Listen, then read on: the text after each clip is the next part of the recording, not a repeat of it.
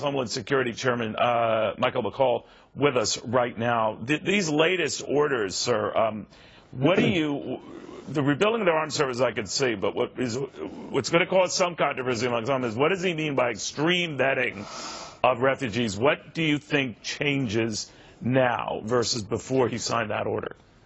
Well, I think it's a safer day for America. With one stroke of a pen, he's closed off more terror pathways than the past 8 years under President Obama.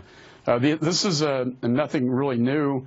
It's something Mayor Rudy Giuliani and I briefed the president on during the campaign, the extreme vetting memo that was produced by Giuliani, myself, Judge Mukasey, that talks about the high threat areas overseas and then ramping up the vetting process to make sure we don't have any more San Bernardinos in this country, Chattanoogas, Orlandos, all these areas where we've seen people come in to the United States and perpetrate terror attacks. I think I applaud the president for doing this. And also, one thing that I don't think he mentioned, will suspend the refugee program, in particular the Syrian refugee program, indefinitely. I think that's a very significant campaign promise that he has followed through with today. I just talked to General Kelly right before this interview about this executive order. And I will be working with the Secretary in the Congress to help implement these executive orders. Does it mean, Chairman, that if you have, or you come from a country where there have been a lot of terrorist incidents, that we would go slow on allowing you to come here? Or is it just, terror hotbeds? These are basically 7 terror hotspot countries. Will be denied. Every visa application will be suspended for 30 days until the DNI and the Secretary of Homeland Security can sit down with the FBI as well to determine, this vetting process as to who are we letting into this country. We see in the past we haven't even used social media to determine who we're letting into this country. So we're talking about countries like Iran, Iraq, Syria, Yemen, Sudan, and Libya, which all have a very high level of ISIS figures present in those countries that could potentially get into our country through the visa process.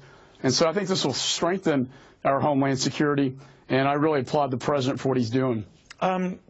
Chairman, as you know, there's been a back and forth and some tension between ourselves and the Mexican government over this wall that the president wants to build and insists that the Mexicans will pay for it.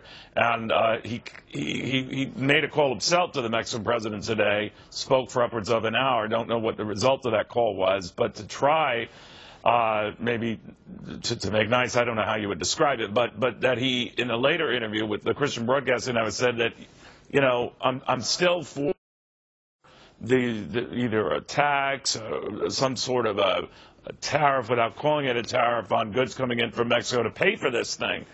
Are you open to that? Do you think that's doable? We're looking at creative ways to pay for this. We will have a border emergency spending bill in the Congress coming up in the next couple of months.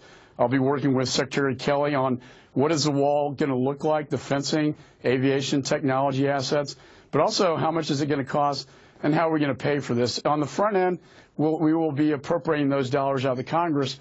On the back end, we're looking at some creative ideas like the border adjustable tax rate, which right now we tax exports, but not imports, so we really punish American manufacturers. Sir, I hear the 20% figure come up a lot, or was it arbitrary, but something like that? I think that it's a bit arbitrary, and I think it's a little early to be. We're looking at all sorts of ideas in the Congress, but again, right now we currently tax exports and not imports, and we punish American manufacturers. I think it's very consistent with the Trump administration's theme here to protect America first. And so we're looking at this idea. Paul Ryan is looking at it in terms of a revenue enhancer that would bring, actually the number I was told was about $1 trillion investment in the United States. So if that is a way that the president can say Mexico helped pay for the wall, then that may not be a bad idea. All right. Chairman, thank you. Michael McCaul, Republican, Texas House Homeland Security Committee Chairman out of Austin. Thanks, all right.